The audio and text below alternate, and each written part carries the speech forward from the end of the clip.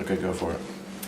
So this week, officially, mud season started here on the farm. And what that means is there is a period of time just in the beginning of the winter and in the spring where the ground is not dry enough to be firm and it's not frozen enough to be firm. And so as the snow melts and we get rain, there's a lot of water and a lot of moisture, and so a lot of mud.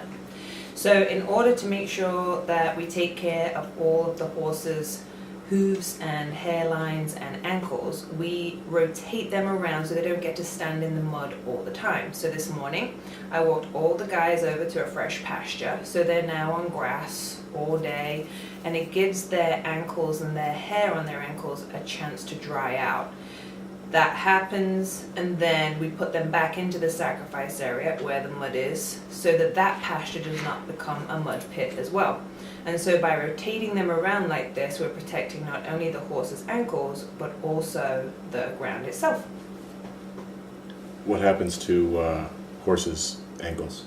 So if we allow them to stand in wet and muddy conditions continuously, they will get what's called pastern dermatitis, or as horse people know it, scratches or mud fever. And there are bacteria and fungus that live in the mud, and as the skin becomes moister and moister, it almost allows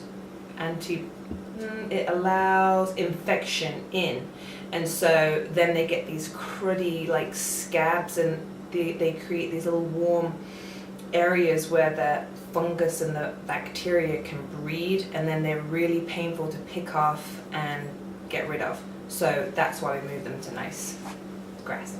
Thanks, Weeze.